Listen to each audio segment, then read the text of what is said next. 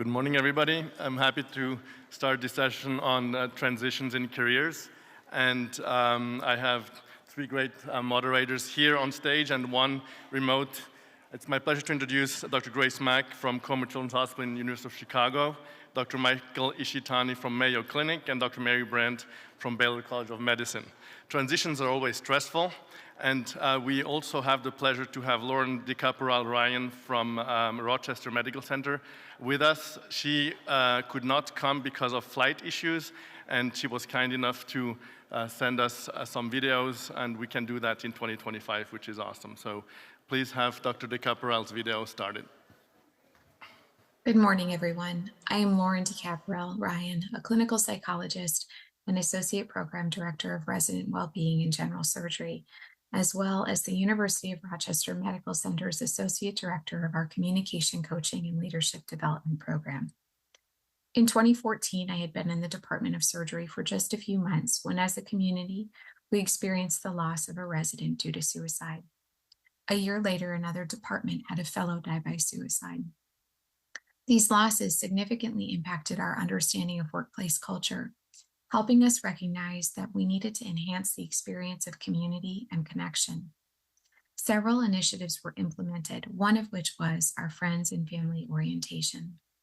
This event recognizes that when learners enter our community, they come with an expansive social network that has promoted their success and supported their professional journey.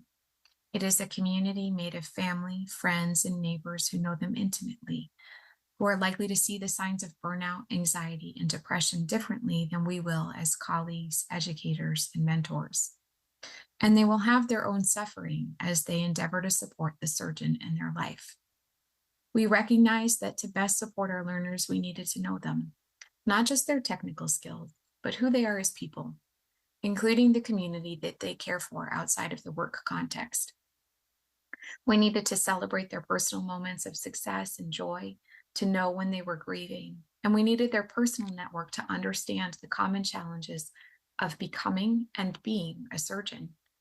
Our aim became to empower the existing support system of our learners so that together we could respond as effectively as possible. Today, we share with you our perspective on how community matters.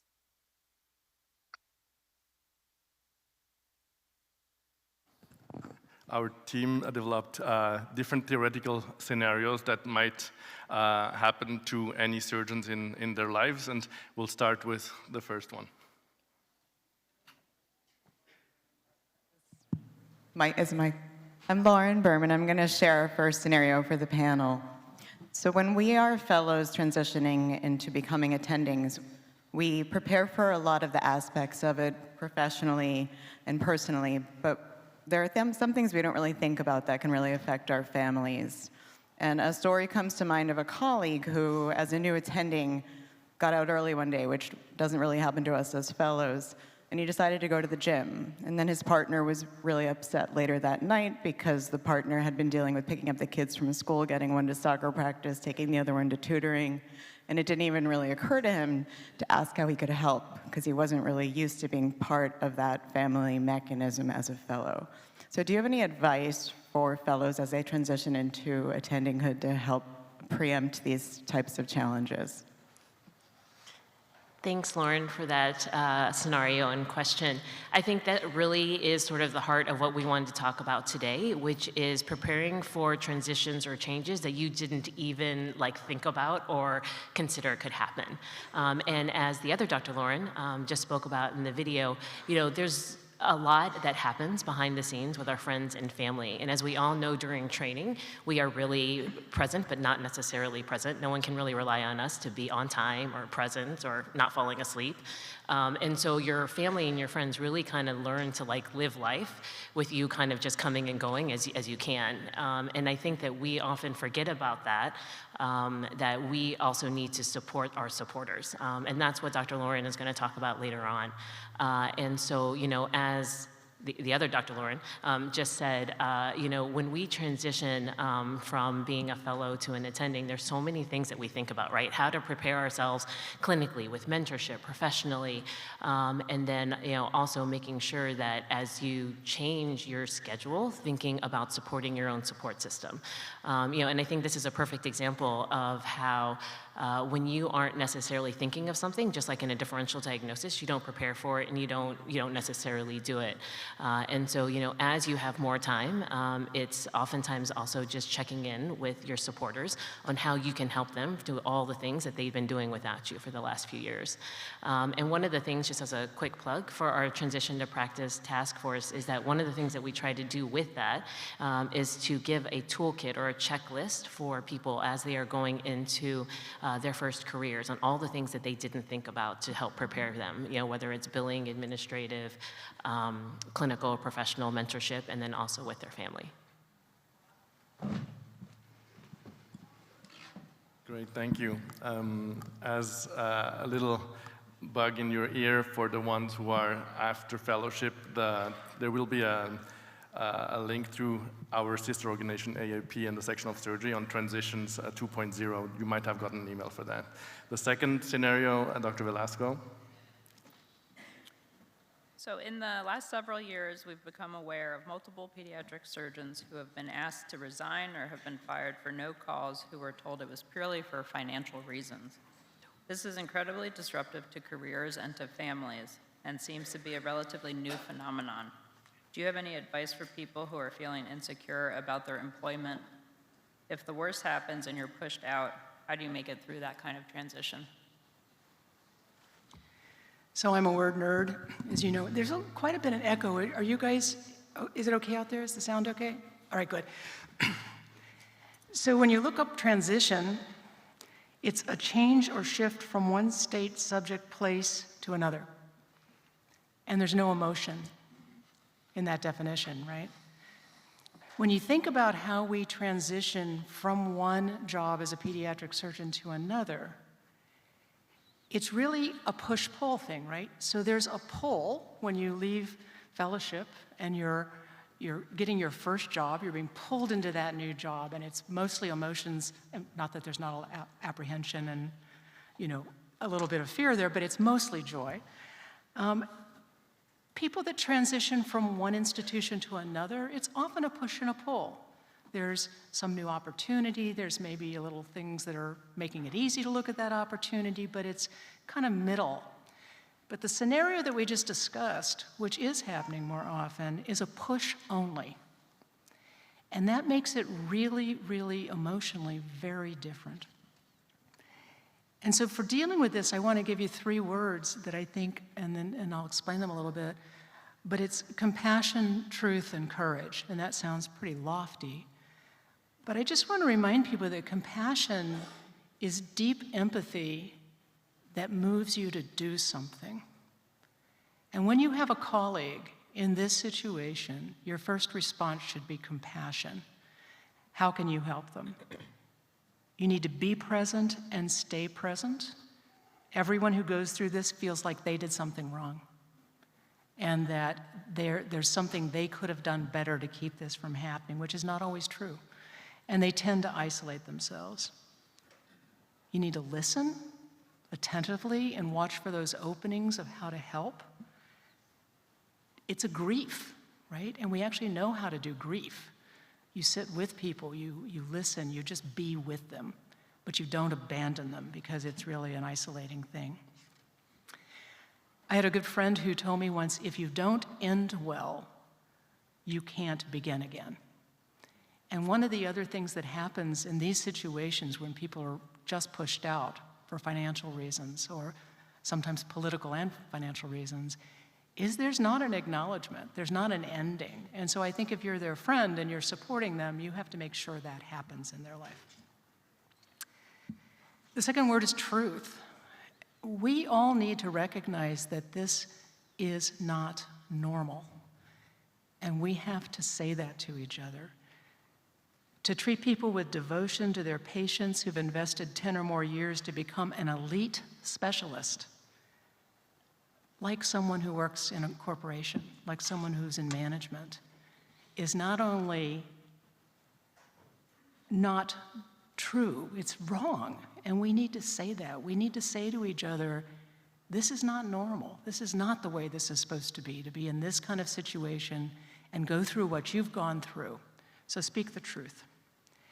And then courage, for the individual going through it, it's moving forward. And this is pediatric surgeons are very courageous and very resilient.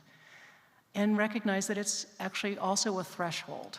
Even though it feels like an end, it is also a beginning. And even though that's not apparent, you need to be ready to walk through that threshold. For everyone around them taking care of these people, we have to have the courage to reject any narrative that causes harm. There are always narratives around these situations, many times that are not true. And so we have to all individually commit to not adding to those narratives and to reject them when they cause harm. We have to have courage to stand up to those in the business side of medicine who view this as just doing business, because it's not. It's incredibly destructive. And then finally, I think we all have to have the courage to decide who we work for, because who employs us is not necessarily who we work for. And I think we work for our patients, for each other, for our trainees. So compassion, truth, and courage is how I would deal with that scenario. Thank you, Dr. Brand. As always, very good words of wisdom. Thank you. And our next scenario, please, Arun. So transitions occur for everyone, and as you can see by the amount of gray hair around the room, retirement comes to all of us.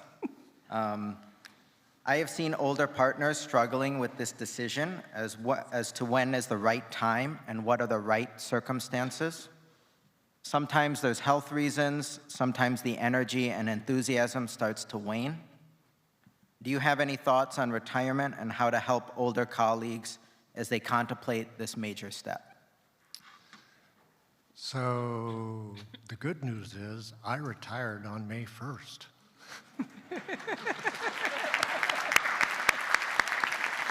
So how do you go about supporting or helping a colleague who is contemplating retirement? Well, 3 points. Number one, Father Time is undefeated and untied.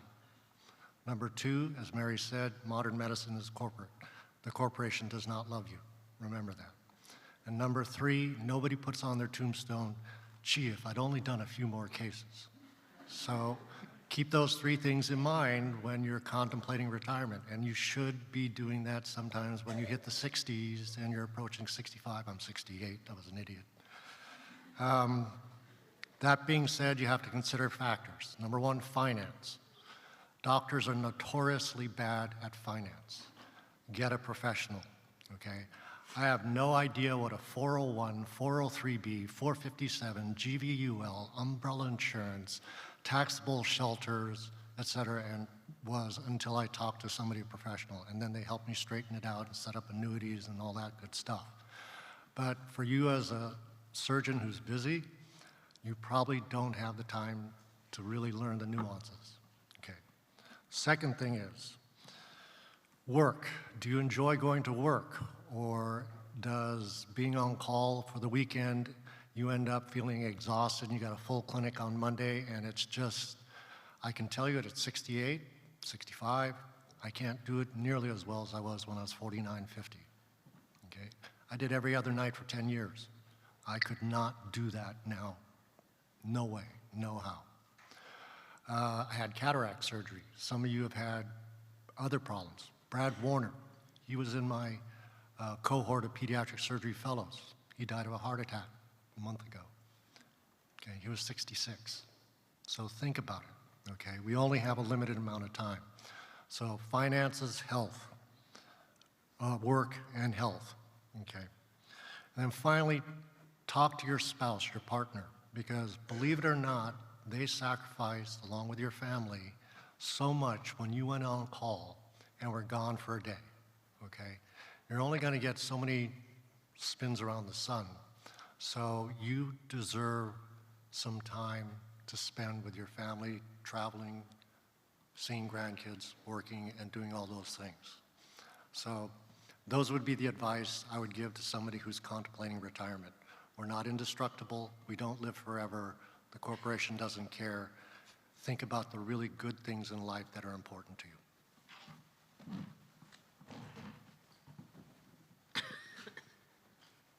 Thank you.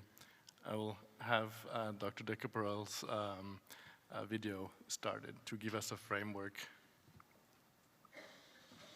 As you've heard from the audience and our panelists this morning, the nature of your work comes with complexity.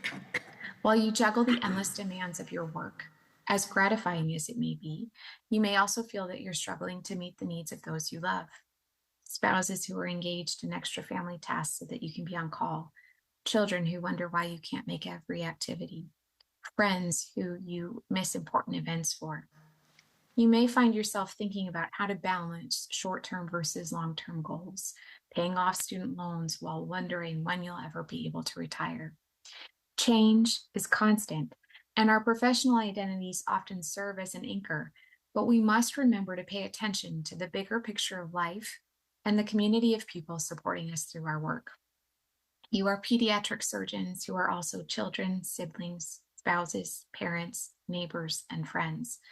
And as depicted here, there are many elements to living that we should be mindful of. And because you're human, it can be difficult to hold all of these responsibilities concurrently and feel that you're doing your best in response to each. You may feel hesitant to share your personal experiences at work, worrying about how colleagues might see you if they knew that your marriage was struggling or that you were suffering from burnout. You may feel hesitant to bring any of your work home, not wanting to burden your family with the daily headaches that you've experienced, or perhaps even avoiding sharing tragedy that you've encountered. But even when you don't share your experiences, your network, personal and professional, is likely experiencing the side effects of these events. They see your suffering. They see your change in behavior. They wish that they knew how to help. Maintaining connection to your network and expanding that network to include those who understand different elements of your lived experience is key. Research demonstrates that there are clear health benefits, both physical and emotional, tied to social capital. Individuals with greater sense of connection to community experience reduced symptoms of depression, anxiety, and stress. Finding time for connection when there are ever increasing demands can feel impossible. We need to create a professional community that promotes a culture of connection rather than minimizes it, acknowledging that the demands of both our professional and personal aspects of life are real and equally important. This requires time and intentionality in getting to know one another. The effort to build these relationships with our colleagues is important and has been demonstrated to not only have positive impacts on our personal well-being, but also on clinical outcomes. Teams who know each other better take better care of patients. Emphasizing relationships was the impetus behind our implementation of the friends and family orientation. The first time we hosted it, a senior resident said to me, "My partner won't come. They can't stand what this place has done to our lives." 7 years of training, and the partner felt unseen and unsupported, not by the resident, but by us as a program. The resident hadn't shared this before, afraid to be viewed as complaining if they had called attention to the fact that they had responsibilities outside of the workplace. Hearing this was disheartening, but also validating of our efforts to implement a program of this nature. Events like this help us to know a little bit about our learners, the people of importance in their lives, and who they are outside of surgery. It also helps their community to better understand what it will mean to go through residency, fellowship, and life beyond. We now have residents who openly communicate about sleep deprivation because of newborns, the challenges of pumping in the workplace, the struggles of managing parental illness from afar, and the financial realities of supporting extended family. We don't always have answers, but we are listening, empathizing, and trying to make connections to resources who can respond to these needs. More normalizing talking about the other elements of one's identity. We need to normalize talking about the stressors that people encounter so that they know that they are not alone with these burdens. When we see a colleague that seems in distress or somehow different, ask, "How are you?" And when they say fine, remember that fine is how we have socialized people to respond for decades. We shouldn't accept fine when we know it to be untrue. We need to offer space for someone to return to us when they're ready to share. It can be uncomfortable to acknowledge vulnerability in ourselves or others, but the gift of saying, "I've noticed that you seem to be managing more lately, and I'm here to listen if you want to talk," is significant. Our aim in Rochester is to talk about the topics of burnout, well-being, and the intersection with professionalism as often as possible. On day 1 of orientation, we begin these conversations. On day 3, learners meet with our employee assistance program and other local programs that promote well-being and help manage mood disorders. At about day 90, we'll invite friends and family if there's a group interested in participating. We're also fortunate enough to be able to offer institutional resources to family members so that those facing their own struggles or burdens have access to behavioral health care. We want families to be aware of this as soon as they arrive to our community. We want them to understand the nature of what they will juggle as supporters to surgeons in training or surgeons themselves. This juggle will follow our surgeons and their networks as it has you throughout their career, but we want them to recognize that to optimize their success as an individual and as a member of their personal network, they must be attuned and responsive to their own needs. They must continue to reflect on what brought them into this work, and they must regularly re-engage with the people and activities that bring them meaning. The more we say this is hard, the more acceptable we make it to talk about the hardships. We have to move away from a framework that says just be tough or push harder, or the one that I heard early on in my own work, there's no crying in surgery. As you've heard today, there are numerous transitions that you may face, personally or professionally. Some of the scenarios may have resonated with you, and perhaps you can think of others. The APSA Peer Support Program is available to you so that you can connect with a colleague who's gone through something similar.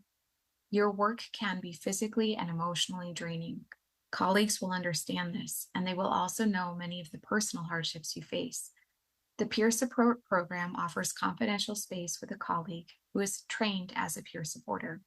You can refer yourself or a colleague, and if you follow the QR code, you'll access a referral form that looks like this one. Once the form has been submitted, you'll hear from a peer support who's experienced the same challenge within 48 hours.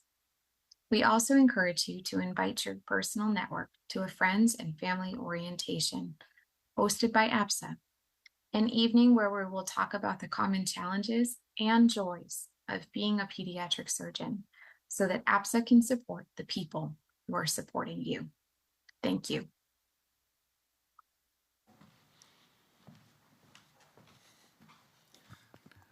Thank you, Lauren DeCaporal, and a big thank you to Lauren Berman, who was the director of all that. So I think we have a few minutes for questions, comments about transitions from the audience and from our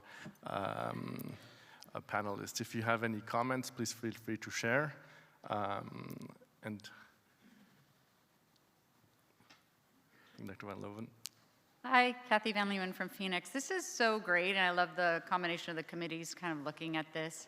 I did hear a solution one time. I want to give credit to Dr. Wesson in Texas. I don't think I personally know him, but I believe he got his whole group together regularly and asked questions about what are your custodial duties in your house? And that could include little kids, college kids, your aging parents, and then would kind of like customize, everyone together would sort of customize call schedules and things like that based on custodial duties.